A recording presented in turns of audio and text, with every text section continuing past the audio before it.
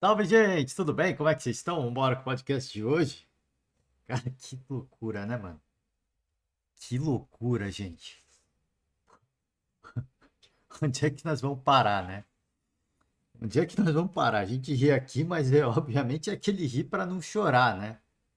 É aquele rir para não chorar. É problema dentro de campo, é problema com comissão técnica, é problema com o dirigente, né?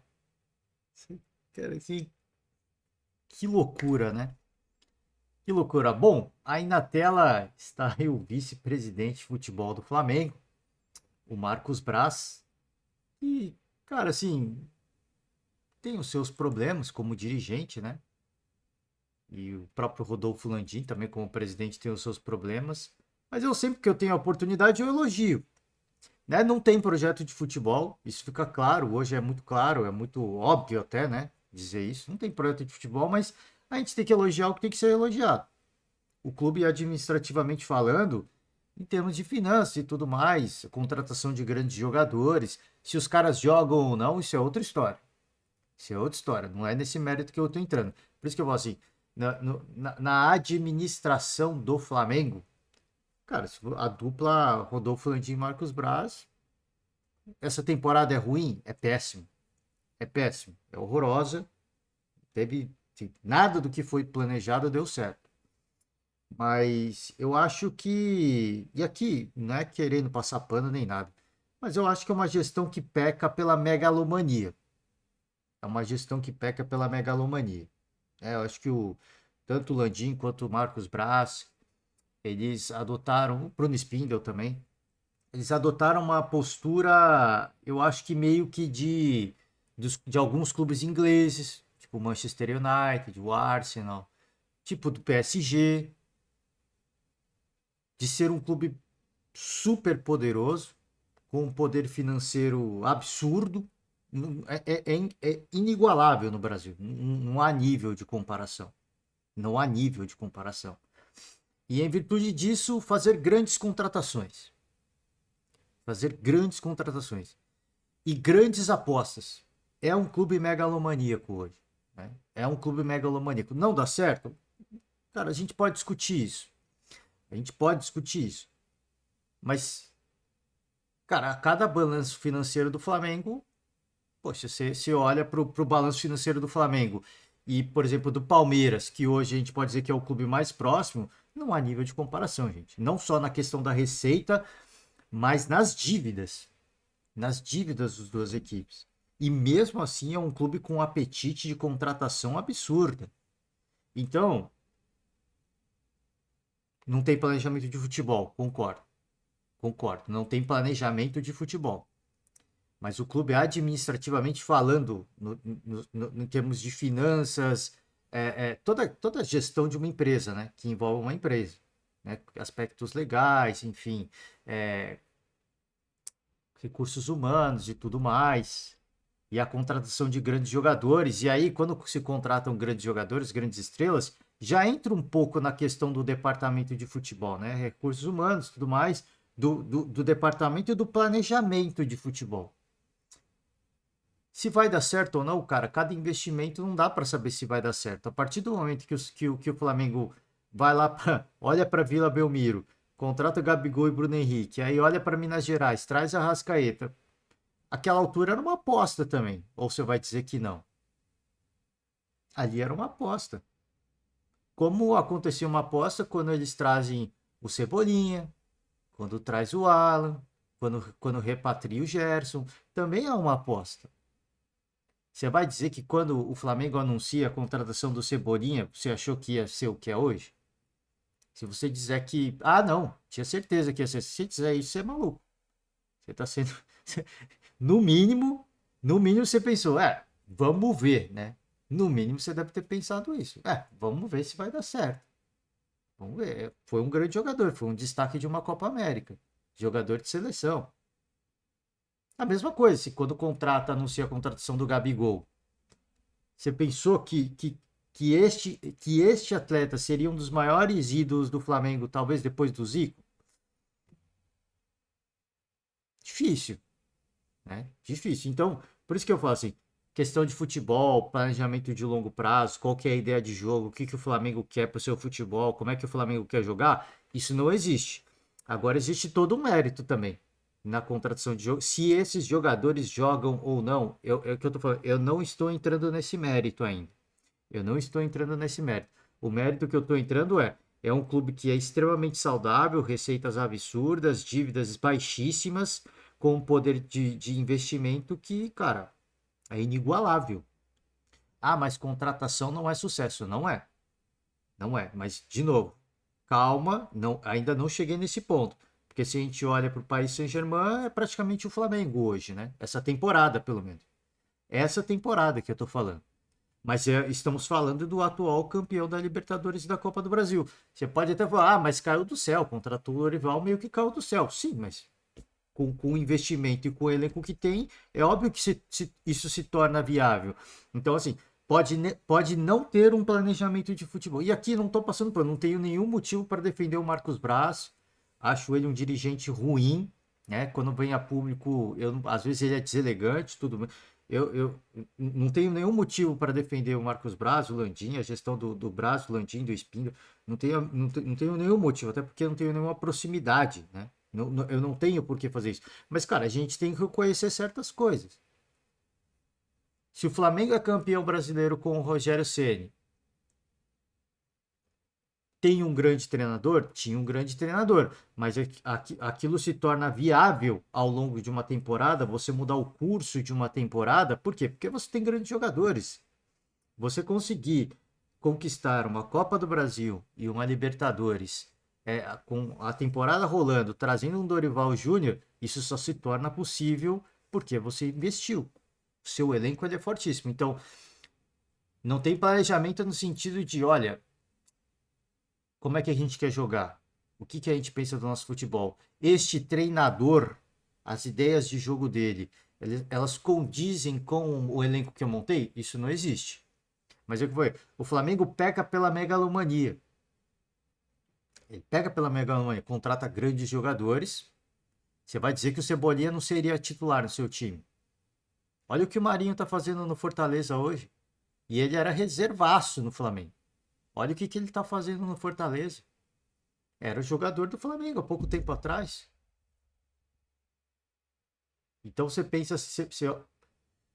os caras pecam pela megalomania. Aí me traz um Sampaoli, aí me traz um Vitor Pereira. Antes disso trouxe Paulo Souza, trouxe Domenech Torrent, Jorge Jesus, tudo treinadores de fora, né?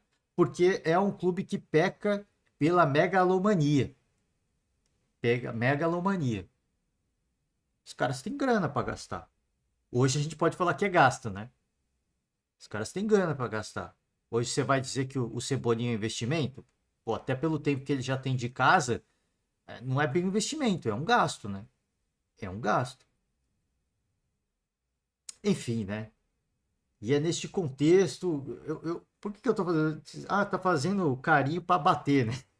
Cara, assim, só que é o que eu falei, eu, eu não posso ser maluco e detonar essa gestão do Flamengo, falar que é uma merda, que é uma porcaria. A temporada foi ruim, isso é indiscutível. A temporada foi um fiasco, vamos ser sinceros. Né? O início de temporada com o Mundial, Supercopa do Brasil, Recopa Sul-Americana, Campeonato Carioca, o Brasileirão já foi também, Libertadores fora, assim, a temporada é um fiasco. A temporada ela é um fiasco. Porque eu falei, cara, a gente faz a crítica, mas a gente também tem que conhecer as coisas boas que ficaram, ou não. Ou você vai falar que isso não foi o que foi feito, apesar de, foi no meio que no intuitivo, no aleatório. Tudo bem, não tô querendo, não acho que esse é o caminho. Mas que outro clube do Brasil é diferente disso? Que outro clube do Brasil segue uma linha diferente disso? O Flamengo pelo menos tem grana para fazer isso. Ah, é uma gestão caótica, os caras vão na intuição? Óbvio que sim, mas pelo menos o Flamengo tem grana. E a galera que tá fazendo isso não tem grana para fazer. Que clube que é diferente hoje? Dá para citar três só. Só dá pra gente citar três. O Palmeiras, que tem o técnico mais longevo disparado. O Fortaleza e o Fluminense hoje com o Fernando Diniz. A gente tem só três clubes. O resto, cara, todo mundo segue a mesma gestão. Por exemplo, o Flamengo entra nos holofotes e naturalmente absorve essa atenção, né? Ele chama a atenção, porque é um clube com maior torcida, é o mais poderoso financeiramente. Então tudo que aconteceu no Flamengo vira notícia. E essa é a notícia do dia, né? E essa é a notícia do dia que a gente vai trazer para vocês, que o Marcos Braz, o vice do Flamengo, brigou com um torcedor em shopping. E aí foi caçado por uma galera, teve que ficar lá. Bom, a gente vai chegar nessa notícia. Vambora, vai. Já que eu abri com. Eu não vou fazer o torcedor rubro-negro esperar, até porque já não é segredo para ninguém, né? Ele foi no shopping ali, parece que foi comprar um presente para a filha, né? Se eu não me engano. Eu não sei, eu não sei a informação. Será que temos aqui? Bom, brigou com um torcedor aqui, notícia do GE, tá? Notícias do GE, Eric Faria e Fred Gomes. Aliás, eu quero deixar o. Antes de mais nada, eu quero deixar o meu salve pro Eric Faria, tá? Porque vazou um áudio aí do. Que traíra, né? O cara que vazou o áudio. Pô, pelo amor de Deus. Mas, cara, assim, eu quero deixar meu salve com Eric, por Eric Faria, porque a gente vê as reações nas redes sociais e tem gente que ficou bravo, né? Ah, clubista, assim, o Eric Faria, ele é rubro-negro, isso não é segredo para ninguém. Ele é setorista do Flamengo e ali ele tá com o microfone desligado. Ali ele tem o direito de ser torcedor. Quando ele tá falando, quando ele tá se comunicando, ele é imparcial. Ele é imparcial, né? Então, fica aqui o meu salve, tá? Porque para muita gente, pô, a galera tem gente que acha que o Eric Faria tem que ser um robô. Não tem que ser, cara. Ele é rubro-negro, ele tá acompanhando seu time, ele tá no dia a dia do time, tá vendo o time uma tiriça dentro de campo. Pô, você não quer que o cara deixe o desabafo? E ele foi até elegante, na minha opinião. Ele, como torcedor, eu acho que o Eric Faria foi até elegante. Então, eu não, nem falei sobre essa notícia, nem quero falar, mas apenas deixar o meu salve aqui pro Eric Faria, porque gerou aí muito rebuliço, mas, cara, normal. É o que qualquer um faria, né? É o que qualquer. Eu imagino que. Não vou dizer todos, vai. Não vou dizer todos, mas eu imagino que a grande maioria dos comentaristas e repórteres, setores que têm o seu clube de coração, quando desliga o microfone, ah, amigo, o negócio vai que vai. O negócio vai que vai. E um traíra vazou o áudio do Eric Faria. Então, não estou sendo irônico, não. Deixando o meu salve aqui de coração, Eric Faria, grande profissional, tá? Grande profissional. E continua assim, só toma cuidado com quem tá em volta, tá? Agora ele vai tomar muito mais cuidado, né? Porque, pô, a galera é traíra demais, hein? Vambora. Mas vamos lá. Vamos com a notícia. Bom, aqui, ó. Ele estava com sua filha, que amanhã completa 15 anos, dentro de uma loja quando foi abordado por três torcedores, que se identificaram como integrantes de uma organizada. Eles criticaram o Marcos Braz e pediram a saída do técnico Jorge Sampaoli e do Gabigol. Cara, os caras pedindo a saída do Gabigol, né? É uma doideira, é uma doideira. Enfim, é o torcedor, né? É a paixão do torcedor. Segundo o Braz, ele foi xingado. Na sequência, o vice de futebol do Flamengo e seu amigo saíram atrás dos rubro-negros e deram início à confusão. Outros torcedores se juntaram ao coro de críticas ao Cartola. Eu não, eu não fui só xingado, fui até ameaçado de morte e atacaram minha filha também, disse o Marcos Braz em contato com a reportagem do GE, tá? Bom, aqui tá o vídeo, eu não vou rodar o vídeo, né? Tá nas redes sociais, gente, é só procurar nas redes sociais, mostra o vídeo lá, que é uma confusão danada, né? E aí foi um rebuliço, né? Bom, vamos ver. Marcos Braz e um amigo aparecem agredindo um torcedor. A reportagem do GE. Este torcedor diz que é um entregador e se identificou como Leandro Campos da Silva Gonçalves Júnior. Seguranças do shopping surgem na sequência para separar a briga. A briga aconteceu por volta das 17 horas e assustou lojistas e clientes. O dirigente se refugiou dentro de uma loja. Quase uma hora após a briga, policiais chegaram ao local. Muitos curiosos tomaram conta do corredor, enquanto o Brás permanecia. E o prejuízo para a loja, né? Aqui, fazendo a propaganda, né? A loja da Pandora, loja de joias, joias caríssimas. Olha o preju, né? Olha o preju, ele teve que se fugir ali, esperar a polícia chegar para poder sair, né? O dirigente saiu da loja às 18h19, acompanhado por policiais e seguranças, e se dirigiu à 16ª Delegacia de Polícia. Ele foi xingado por dezenas de torcedores que estavam no corredor do shopping. Além do vice de futebol, Marcos Braz é Flamengo eleito do Rio de Janeiro. Então aqui a galera filmando, deixando seu protesto. Bom, aqui a administração do shopping informa que foi acionada na tarde de hoje devido a um desentendimento entre clientes. O shopping informa ainda que está prestando todo o apoio aos envolvidos e que permanece à disposição das autoridades competentes para colaborar com a apuração dos fatos, né? Bom, aqui, imagem da Seleção Esporte TV, tá? Então, só para mostrar, só para mais uma vez destacar que foi um fiasco, né? A temporada do Flamengo é o fiasco. Supercopa do Brasil, Recopa, Mundial, Carioca, Libertadores, Brasileirão não dá mais, ainda matematicamente ainda dá, mas cara, é praticamente impossível, né? E Copa do Brasil tá quase lá. Então o X tá claro aqui, tá? Antes que o torcedor fique bravo, o X tá clarinho, hein? O vermelho tá claro, tá para acender. Tá para acender, tá? Então, cara, assim, é curioso porque o primeiro caso de agressão aconteceu com esse cidadão aqui que deu um soco no Pedro. Depois teve um desentendimento entre Gerson e Varela, que aliás ninguém foi punido, né? Ninguém foi punido. No jogo seguinte os dois jogaram, foram titulares, o Varela jogou de máscara, né? E agora essa confusão do Marcos Braz com o torcedor no shopping, né? O Flamengo deixou as páginas esportivas de muitas glórias para aparecer nas páginas policiais. Teve BO contra o Pablo Fernandes. Gerson e Varela não teve BO, mas é uma agressão. Poderia ter sido aberta uma ocorrência. E agora mais uma ocorrência, agora com o vice de futebol do Flamengo, né, o Marcos Braz. Então, você vai falar o quê, né? Quando um clube deixa as páginas esportivas para as páginas policiais, aí é sinal de que tem muita coisa errada. Muita coisa errada em um setor, tá, gente?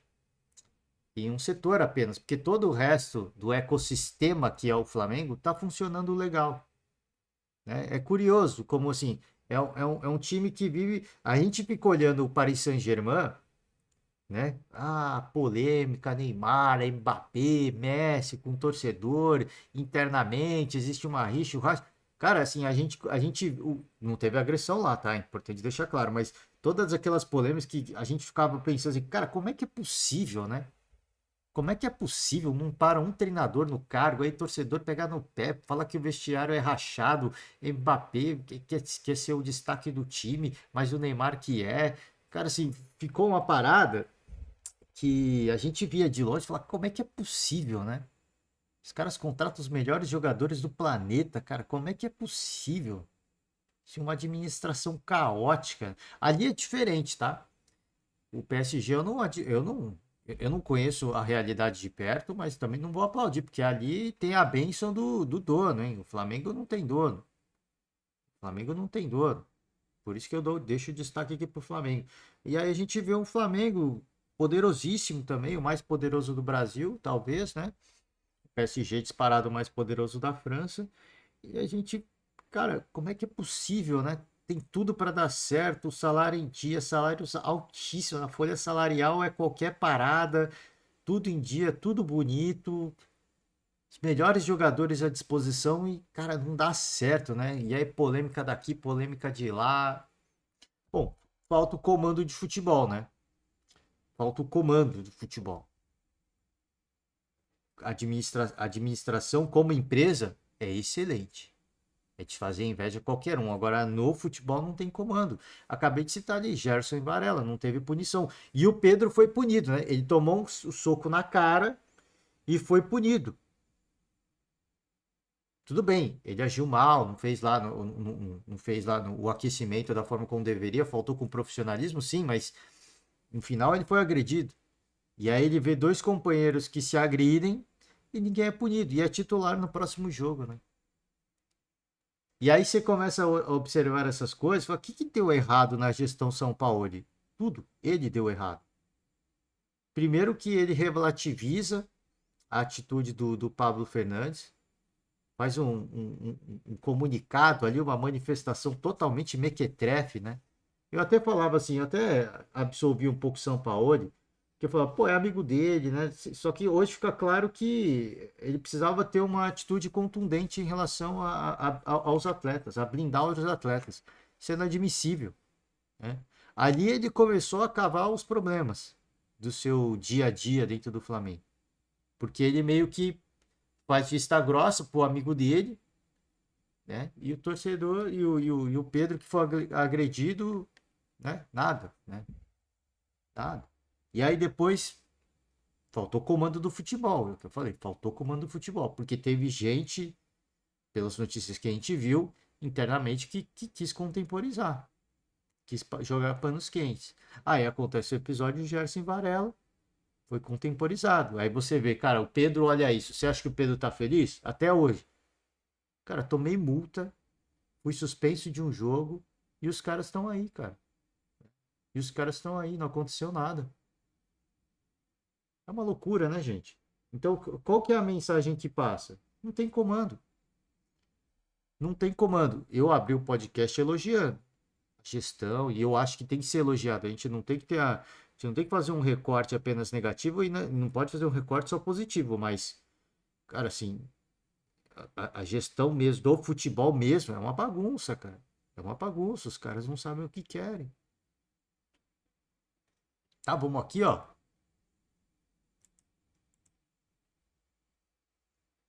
Que do Flamengo, né? Se manifestou. Flamengo vê Marcos Braz como vítima em briga. Coisa premeditada, hein? Vice-presidente do jurídico se manifestou aqui, ó. O Marcos Braz foi envolvido numa perseguição, coisa premeditada. O Marcos Braz estava com a filha dele em uma situação totalmente constrangedora. Foi ameaçada a vida dele na frente da filha e ele tomou uma reação. Ele é a vítima nessa história. Ele vai correr atrás dessas pessoas. A polícia vai correr atrás dessas pessoas. Para mim, esse tipo de coisa, ameaça, perseguição, não pode acontecer. Isso é crime. Há 2 dias, uma torcida organizada disse que ia perseguir dirigentes e atletas do Flamengo. A própria torcida que falou que ia fazer, fez. Bom, você vê a situação, né? Isso em dias, isso são dias antes, dias que antecipam o jogo da volta da Copa do Brasil. Cada dia que passa, cada episódio que passa, a gente fica com cada vez mais a convicção de que já era. É mais um título perdido. Porque não existe foco no futebol. Tá ali o São Paulo ele trabalhando, vai pedir para os atletas, ó, fica você nesse setor, você naquele setor. Os caras vão fazer isso mesmo, ninguém vai fazer nada de novo. Não há fato novo. Como eu falei isso após o jogo. Para mim, esse Flamengo de hoje é a cara do São Paulo. Eles fazem exatamente o que o São Paulo faz, nem mais e nem menos. Ah, eu tenho que ficar nesse setor do campo, é aqui que eu vou ficar. Daqui não saio, daqui ninguém me tira. Ah, não, tem espaço para avançar? Eu não vou. Ah, tem que dar um bote? Não, eu vou fazer a cobertura. Essa é a minha área do campo. A bola tá chegando, eu posso até tirar. Então ninguém tá faltando com. Curiosamente, eu acho que ninguém tá faltando com profissionalismo, né? Ninguém tá preguiçoso, ninguém tá perninha, tá todo mundo fazendo exatamente o que o São Paulo quer. Mas ninguém vai fazer a mais pelo São Paulo. Ninguém vai fazer a mais pelo São Paulo. Esse que é o ponto, né? Esse que é o problema. Bom, vamos embora. Vamos com. Falei de Flamengo, né? Vamos falar rapidinho do jogo que aconteceu. América e Bragantino. Cara, que doideira, né? O jogo foi no. O jogo válido pela 24ª rodada. E vamos pegar a tabela já, né? Pegar a tabela aqui. Opa. Abrir a 24ª rodada. Era este jogo aqui, tá? Foi este jogo. Era. Foi este jogo aqui. E bom, o Bragantino chega à terceira colocação de momento, né? Óbvio que outros adversários vão jogar ainda. O Grêmio, no caso, joga, pode ultrapassar, mas terceira colocação para o Bragantino, hein?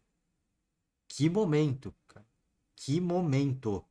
O Bragantino chega a 42 pontos, apenas 2 pontos do Palmeiras. E aqui, o América Mineiro estacionado. A gente viu eu até falava assim, pô, dos clubes que estão embaixo, a gente vê o Vasco e o América mostrando uma reação, né? E parece que depois da pausa da data FIFA voltou muito mal o América, né? Tem equipes que você olha e fala, o que os caras fizeram, né? Nessa pausa da data FIFA. Jogo muito ruim. O Red Bull não dá nem pra falar que dominou o jogo, porque, cara, como é que você vai. Pô, fez o gol que precisava como visitante. Não dominou o jogo, administrou o jogo. O Bragantino administrou o jogo totalmente, assim, de ponta a ponta. O Mastriani ainda perde um pênalti. Então o clube tá mal, velho. O América tá mal, mano. Achei que estaria melhor. Eu achei que estaria melhor. Tá? E o Bragantino tá nessa, né? Sempre volta muito bem. Após o Bragantino é um dos. O Pedro Caixinha é um dos melhores, é um dos que melhores trabalham, né? Quando tem tempo para trabalhar, ele trabalha sério, né? Ele e os jogadores. A situação aqui é muito boa, cara. Muito boa. O Bragantino, eu acho que tá a um passo aí de conquistar a vaga para a fase de grupos. A um passo. Tá? Não tô falando que já tá lá. Mas a um passo, porque é um time que pode perder jogos, nada a ver? Pode, mas é um time regular, né? Perde, empata, ganha ali, perde. E nessa situação que chegou na terceira colocação, com todo mundo oscilando, cara, tá a um passo de conquistar uma vaga direta para a Libertadores. Cara, é um grande momento. Depois de uma temporada ruim com o Maurício Barbieri, encontrou um bom treinador. Eu acho que o Barbieri também é um bom treinador. Eu só acho que ele é muito inocente às vezes para algumas coisas. Mas enfim, falta um pouco de malícia, né? Para um trabalho longevo. E aí não dá certo. Mas bom, isso aí é para outro assunto. Mas eu acho que tá um passo. Tá um passo de conquistar essa vaga, tá? E para quem tá embaixo na tabela, muito bom, cara. Muito bom. O campeonato reacende para algumas equipes, como o Santos, por exemplo. O Vasco vê adversários embaixo estacionados. Então, é, pelo menos assim, são 2 vagas a menos, né? São 2 vagas a menos. Se você olhar a pontuação dos dois, cara, praticamente rebaixado, né? Pela pontuação e pela sequência, né? Não consegue engatar uma sequência positiva. Então, para quem está tentando fugir, você fala, pô, são meio que 2 vagas em disputa, né? 2 vagas em disputa. É óbvio que assim, tem nada perdido pro América, tá? Eu estou falando assim, da perspectiva de quem tá em cima. Não tem nada perdido. O América perder pro Bragantino é normal. É normal. Agora, o que não pode perder, e como terá à frente aí, por exemplo, é contra adversários diretos na parte de baixo da tabela. Isso não pode acontecer. Então, perder para o Bragantino, que é o terceiro colocado hoje, isso é normal, isso faz parte do processo. Então, não dá para dizer que o América está rebaixado. Eu só estou falando assim, na ótica de quem está em cima e olha para baixo, fala, bom, a gente pode dizer mais ou menos que tem 2 vagas em disputa aí para ser rebaixado, né? Mas eu não acho que ainda que tá entregue ainda. Foi uma partida muito ruim do América. Que, como eu falei, não dá nem para dizer que foi uma grande partida do Bragantino também, não. Não vou falar, não vou cravar isso, porque eu também não vi o jogo na íntegra. Mas assim, não foi um jogo brilhante do Bragantino, mas o América também não fez nada. Modo totalmente amistoso. Foi uma atuação para se preocupar. Mas eu volto a repetir: perder um jogo para o Bragantino é normal. É normal, isso faz parte. Agora, o que não dá para perder é quando você enfrentar os adversários direto. Aí não dá, né? Aí esses são os jogos que tem que ser vencidos, tá? Bom, vamos embora, vamos conseguir com as notícias esportivas. Me delonguei bastante na parte do Flamengo, mas, bom, retomando aqui, né, o lance polêmico, jogo entre Corinthians e Grêmio, aquele 4-4 eletrizante, emocionante, né? Tá aí entre os melhores jogos da temporada, né? Certamente. Os jogos mais divertidos, pelo menos, né? Os jogos mais divertidos da temporada. Não sei, a gente pode colocar alguns aí. O, O jogo Vasco e Fluminense foi bastante, foi bem interessante, né, também. O próprio jogo da Copa do Brasil, da Supercopa do Brasil, né, que o Palmeiras venceu o Flamengo, foi um jogo bastante interessante, teve muitos gols. Tecnicamente, até o Vitor Pereira falou ali, né, cara, teve muito gol, mas tecnicamente também não foi um primor. É verdade, é igual o jogo entre Corinthians e Grêmio, mas quando tem muitos gols, é muito entretenimento, né? É muito divertido. É, assim, você pode questionar as defesas das duas equipes, mas é muito divertido, né? É muito entretenimento. Bom, assuntos, resultados à parte, a CBF reconheceu o erro, né? O erro bizonho, que a gente falou muito sobre isso ontem, todos os programas esportivos repercutiram muito isso, tá? O árbitro de vídeo, Emerson de Almeida Ferreira, diz que o Yuri Alberto está recolhendo o braço e não sugere a revisão para o Wilton Pereira Sampaio. É uma vergonha, cara. É uma vergonha. Para mim, assim, o Wilton tinha que ser suspenso. Tinha que ser suspenso. E esse Emerson de Almeida Ferreira, pelo que ele falou no áudio do VAR, esse cara tem que ser banido do futebol. Vai ser juiz de outra coisa. Esse cara não pode ser árbitro de futebol. Ele não entende nada do futebol. Pelo áudio que a gente ouviu, com todo respeito, eu não sei o que ele faz à vida, eu não sei o que ele faz fora do futebol. Ele deve ser um cara muito competente. Mas como árbitro de futebol, eu não vou nem dizer que ele não tem competência. Não vou nem dizer que ele não é esforçado, porque eu não sei o que ele faz no dia a dia, eu não sei o quanto que ele estuda, mas ele não tem nenhuma condição. Assim, existem pessoas que, assim, pega aí na sua vida, você deve ter conhecido alguém, pô, quero ser jogador de futebol, seja pequeno ou seja adulto, quero ser pro player de Counter-Strike. Você olha e fala, cara, assim, esse cara, por mais que ele seja esforçado, ele não tem condição de ser um jogador de Counter-Strike. Esse cara, por mais que ele queira, ele não tem condição de ser um jogador profissional de basquete, de handebol, de voleibol, de atletismo, né, de 100 metros rasos. Cara, não tem. Esse cidadão, assim, eu não sei se ele é um cara muito esforçado, mas esse cidadão, Emerson de Almeida Ferreira, ele não tem nenhuma condição de ser árbitro de futebol. Ele não tem condição. Ele não nasceu para isso. Desculpa, né? Desculpa, assim, às vezes a realidade é muito dura, mas tem que ser falada. Bom, aqui, vamos pegar, tem algumas aspas aqui, talvez, deixa eu ver. Bom, aqui, vídeo publicado pela entidade, né? No caso a CBF. Deixa eu ver se tem. Os áudios é possível notar. Eu vi o áudio, tá? Eu vi o áudio e o vídeo. Eu não vou rodar aqui, questão de direito de imagem, até considerei arriscar aqui, mas não vou rodar não. Cara, ele pede para voltar o lance várias e várias vezes. Ele olha o replay em várias. E cada vez que ele olha o replay, é mais constrangedor, cara. É mais constrangedor, porque ele fica procurando alguma salvação. Ele até vê se o pé, assim, deixa eu ver se o pé bateu no outro jogador que tá ali. Cara, assim, é uma doideira, cara. É uma doideira. Meu, assim, é um negócio que ele está desesperadamente procurando alguma coisa. E não tem, cara, assim, o lance é claríssimo. Cada replay que ele passa na revisão do árbitro de vídeo é cada vez mais claro. Meu, assim, não tem como. Aqui, ó, vamos pegar aqui, ó. O jogador, mesmo estando nessa posição, acho que ele está natural para essa disputa de bola, para a defesa. Não está com a intenção de bloquear. Isso aqui é natural para a defesa? Não interessa se o Yuri Alberto tem intenção ou não.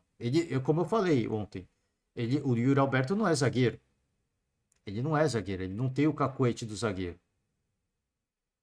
Ele errou, cara. Ele errou porque ele não é zagueiro, ele não é defensor, ele errou. Isso aqui não é uma posição natural para se estar dentro da grande área. É só você olhar aqui, do lado, né? Olha o Ferreira aqui do lado. Olha o Ferreira aqui. Olha o braço dele. Ele tá chutando, mas quando você chuta, você faz um movimento com o braço para pegar a impulsão, né? O braço do Ferreira tá junto do corpo.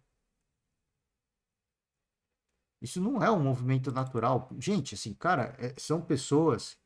que eles não têm a mínima noção, não é da biomecânica do futebol, eles não têm a mínima noção da biomecânica de movimento, cara. Os caras não têm a mínima noção da biomecânica do movimento. Isso é assustador, cara. Para mim, isso é assustador, porque são esses caras que estão na arbitragem brasileira. Para mim, ele não está com a intenção de bloquear. Ele está com a intenção de disputar a bola. É diferente de bloqueio. Cara, não interessa. Eu tenho a convicção que o Yuri Alberto não tem a intenção de bloquear a bola. Mas não interessa. Não é essa a recomendação, cara. Aquela ideia de que só é pênalti quando a intenção deliberada, isso, cara, isso aqui, na verdade, é a regra na sua essência, né? A regra do pênalti na sua essência, é isso. O cara tem que ter a intenção deliberada de pôr a mão na bola ou não, de interceptar a bola. Ele põe o braço de forma deliberada para marcar um gol, para interceptar. Ali, na sua essência, a regra é essa, mas não é o que é praticado, cara. Não é o que é praticado. Gente, cara, assim, de novo, para mim, a regra deveria ser seguida na essência, né? Tem que ter uma intenção deliberada de pôr a mão na bola. O cara tem que esticar o braço. Ele tá com o braço junto ao corpo e ele estica. O Yuri Alberto o tempo todo tá com o braço levantado, né? Ele tá o tempo todo com o braço levantado. Ele tá assumindo o risco, cara. Ou não? Ou eu tô ficando maluco, né? Ele bloqueia a bola. De forma não intencional, para mim, sim, mas é pênalti. Não interessa. Ele está recolhendo o braço. Cara, em que momento que ele está recolhendo o braço? O Yuri Alberto em nenhum momento tentou recolher o braço. O braço dele recua porque a bola bate no braço dele. Ele não está recolhendo. O braço dele recua porque a bola bate no braço dele. Cara, assim, que eu tô falando, os caras, eles não têm a mínima noção de uma biomecânica simples de movimento. Quanto mais analisar um movimento num jogo, num esporte, num nível profissional, cara.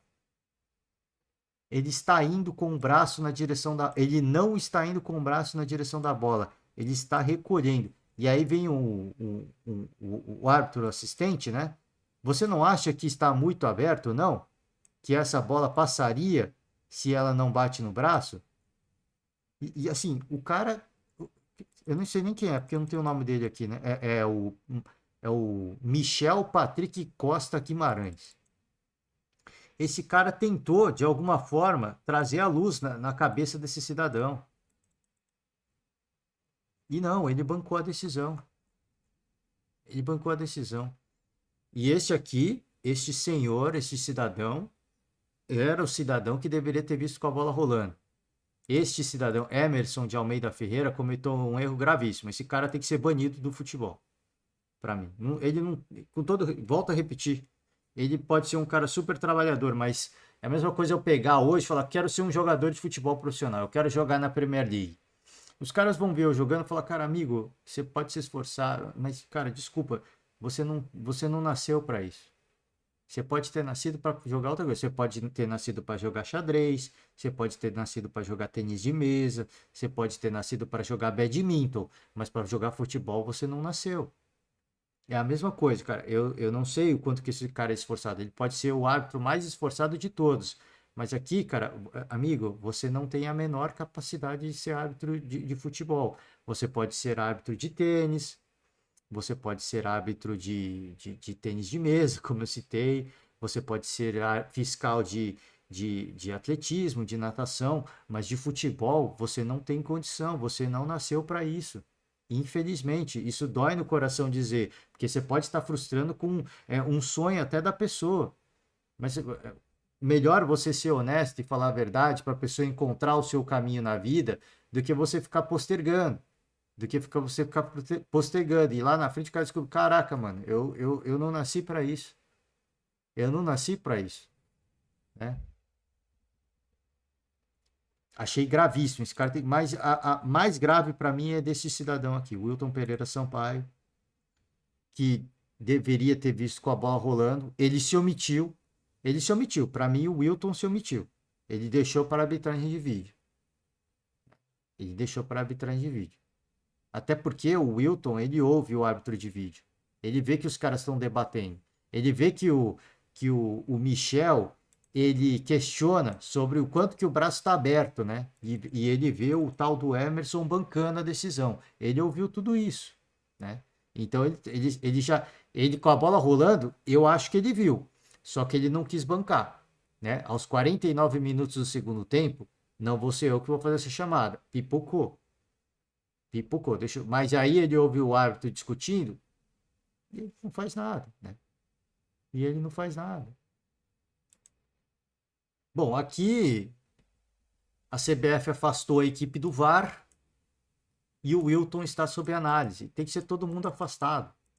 Aliás, é como eu falei, para mim o tal do Emerson de Almeida Ferreira, ele não pode mais ser árbitro de futebol. Ele não tem a mínima condição, porque ele não tem nenhuma noção. Não estou nem falando da biomecânica do futebol. Ele não tem a mínima noção da biomecânica de um movimento simples. Ele não tem a argumentação dele. Ele mostrou que ele não tem noção nenhuma de uma biomecânica de movimento.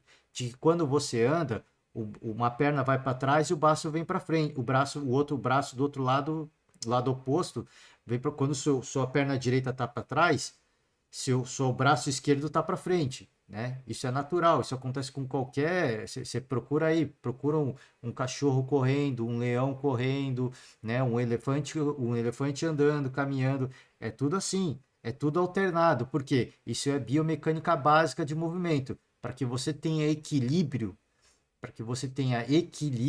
você tem que fazer esse movimento coordenado e movimentações opostas, né, dos membros. Isso é uma noção básica de movimento. Este cidadão demonstrou que ele não tem a mínima noção básica da biomecânica de um movimento simples. Desculpa, eu volto a repetir, cara, assim, eu não sei o quanto ele se dedica, o quanto ele estuda, ele pode ser o maior estudioso, mas ele não tem a mínima condição. Infelizmente, né? Por enquanto, estão afastados o responsável pela arbitragem de vídeo, Emerson de Almeida Ferreira, e os assistentes, Johnny Barros de Oliveira e Michel Patrick da Costa. O único cara que questionou foi afastado também, né? E que ele não tem banca para apitar nada, né? O mais grave é o árbitro FIFA para mim, tá? O mais grave é o árbitro FIFA. Eu fico me perguntando se vai chegar um dia. Já que os dirigentes dos clubes só reclamam no microfone e ninguém toma uma atitude, eu me pergunto se um dia algum torcedor ele vai tomar a iniciativa. Cara, eu cansei. Eu cansei. E aqui, ó, não estou falando para nenhum tipo de atitude enérgica, hein? Eu estou falando assim, tomar uma atitude no sentido de, cara, eu vou abrir uma representação, vou entrar na justiça comum, vou abrir um processo. Vou chamar seguidores para entrar junto comigo na causa, porque a gente precisa fazer alguma coisa. A gente precisa chacoalhar alguma coisa. De alguma forma a gente precisa chacoalhar isso. Porque do jeito que tá, não dá, cara. Eu não sei nem se tem. Cara, assim, eu não sei nem se tem precedente legal para fazer isso. Eu estou falando assim, no sentido de chacoalhar. Se vai ser eu que vai fazer isso, vai fazer isso, não. Não vai ser eu que vou fazer isso. Até porque eu não tenho a mínima capacidade de analisar as regras, né? Questão jurídica, eu não tenho a mínima capacidade. Eu não tenho a mínima qualificação para isso. Mas eu me pergunto se um dia um grupo de torcedores vai se cansar e falar, cara, não dá mais, cara. Não dá mais. Sim, isso é lamentável. O que a gente está vendo é a falência da arbitragem brasileira. Né? Vamos na justiça, vamos na justiça comum, na justiça desportiva, e vamos abrir uma representação. A gente vai abrir um processo histórico na história do nosso esporte. Porque não tem a mínima condição. Já que os clubes, os dirigentes, eles são coniventes, né? Eles são coniventes, porque para reclamar todo mundo reclama, mas na hora de votar, todo mundo vota junto, é unânime, né? É curioso. Então, já que os dirigentes só sabem reclamar e eles que têm o poder de mudar não o fazem, eu me pergunto se um dia um grupo de torcedores à paisana vai se cansar e vai falar, cara, ainda mais, cara, vamos a gente tomar uma atitude. Já que os nossos representantes dentro de campo não tomam uma atitude, porque eles têm o poder de fato para fazer, então a gente vai fazer do jeito mais difícil. A gente vai recorrer, a gente vai entrar com representação, se precisar vai na FIFA, né? Porque, cara, e é o que eu falei, eu não sei nem se é possível fazer isso, eu não tenho a mínima noção se tem precedente legal para fazer isso. Mas do jeito que tá, cara, assim, é lamentável. É lamentável. Você tem um cidadão que tem a oportunidade de ver por vários ângulos em câmera lenta, e você tem um cidadão que no campo, eu ouvi relatos de vários jornalistas que estavam comentando o jogo. O cara, quando está comentando o jogo, ele está ali nas tribunas, né? Nas tribunas da imprensa, que é longe para Dedéu. E eu vi relato de vários jornalistas que estavam lá e falaram, cara, quando eu vi, para mim foi pênalti, claro. E o cara tá o quê? Sei lá quantos metros, né? E o Wilton tá a pouquíssimos metros, no máximo, né? Pouquíssimos metros. O cara que tá vendo o jogo, tá comentando o jogo, pra rádio, pra TV, quantos metros ele tá do campo? E os caras falam, cara, pra mim, eu vi daquela distância e foi pênalti. Né? Então, tá analisando a situação do Wilton Pereira, né? E, assim, ele. E assim, não é nem afastar, né? Afastar não resolve. Afastar não resolve, porque aí o cara vai apitar a Série B. A Série B já é caótica, cara. Né? Gramado ruim, jogadores de qualidade duvidosa. Você vai pôr um árbitro de qualidade duvidosa? Pô, aí é brincadeira, né? Aí é uma esculhambação com a Série B, pô. É sacanagem. Série B, Série C, as séries de acesso. Porque ali já, pô, estrutura do clube é ruim, a estrutura do estádio é ruim, o gramado é ruim, a qualidade técnica das equipes é questionável. Aí você vai pôr um árbitro com uma qualidade ruim também. Pô, é uma loucura, né? Bom, vamos agilizar aqui. Aqui sobre as possibilidades, né? Será que o Palmeiras alcança, né? Aqui a comparação das tabelas, fica o convite para você. Como eu estendi demais, tá? Eu vou me ater aqui os jogos que faltam tanto para o Botafogo quanto para o Palmeiras. Mas eu vou me ater mais a essa notícia, que é uma coisa que eu venho falando há muitos podcasts já. Quando o Botafogo começou a oscilar, quando o torcedor começou a ficar bravo com o Bruno Lage, instabilidade do Botafogo no segundo turno ocorreu em 2017 com o Corinthians também. E o Corinthians se sagrou campeão. As melhores pontuações da história do primeiro turno, equipes têm queda de rendimento no começo do segundo turno. Então vamos pegar aqui, ó. A trajetória é muito semelhante, tá? E no final de 2017, o time do Parque São Jorge foi campeão, que é comandado por Bruno Lage. Time comandado por Bruno Lage terminou o primeiro turno com 13 pontos de vantagem na liderança. Foram 47 pontos no total, a melhor campanha da história. Hoje, a diferença está em 7. O Palmeiras, melhor equipe do retorno, se aproveitou das duas derrotas consecutivas do Alvinegro. Em 2017, com o Corinthians, o cenário foi parecido. Terminou a primeira metade do Campeonato Brasileiro com 47 pontos também, mas com 8 de vantagem do Grêmio. Então, o Botafogo terminou com vantagem de 13 e o Corinthians em 2017 com vantagem de 8. O Corinthians até começou vencendo no segundo turno e viu a vantagem aumentar para 10 pontos, mas depois emendou uma sequência de 3 derrotas e a diferença para o Grêmio caiu para 7 pontos na rodada 23. Justamente essa rodada em que se encontram tanto o Botafogo quanto o Palmeiras. Rodada 23, 7 pontos de vantagem. Então, é aquilo que eu falei pro torcedor do Botafogo. Não é assim, cara, achar que vai. É o que o Corinthians vai se repetir, mas é que todo mundo oscila. O Palmeiras é a melhor equipe do segundo turno até agora. Mas o Palmeiras tem Libertadores pela frente. Todo mundo oscila. O Botafogo vive a sua oscilação agora. Mas todo mundo oscila no campeonato. Esse é o ponto que eu venho falando, né? E aqui tá falando do Grêmio, mas se eu não me engano, o time que chegou mais perto, que chegou a assustar mesmo, foi o Palmeiras, naquele 2017. O Palmeiras chegou a assustar o título do Corinthians em dado momento. Só que aí voltou aquela que eu falei, todo mundo oscila. E o Palmeiras teve um momento muito bom e começou a oscilar. Num momento que aí o Corinthians começou a estabilizar. Então, as equipes têm essas diferenças, esses altos e baixos. Algumas demoram mais para oscilar, mas quando oscilam, as outras estão melhores. E aí a distância encurta. Mas quando essas que estão melhores hoje voltarem a oscilar, o Botafogo não vai estar oscilando mais.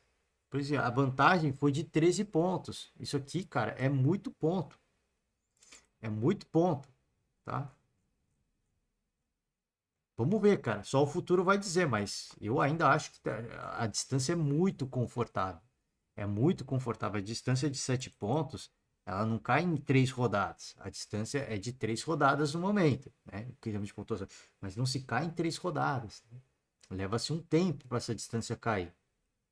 Até porque, como eu volto a repetir, o Palmeiras vai jogar a semifinal da Libertadores. Então vai existir sim uma prioridade neste momento, tá? Vai existir uma prioridade. Bom, é isso. Vamos pegar a agenda.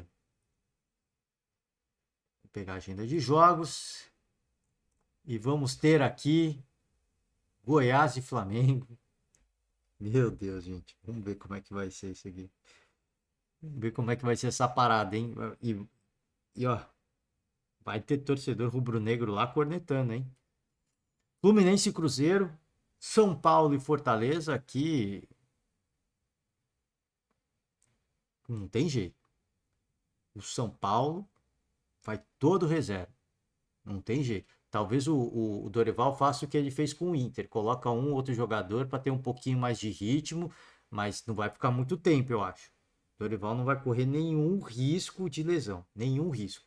Absolutamente nenhum. Tá num bom caminho. Tá com uma vantagem simples, mas importante. Tem que poupar, cara. Essa é a única situação em que eu digo, cara, tem que poupar. Assim, tem que poupar todo mundo. Quem que o Dorival acha que é titular? Fulano, Ciclano, Beltrano. Vocês serão poupados. Vocês serão poupados. Eu não posso correr, eu tenho que correr zero riscos de qualquer risco de lesão.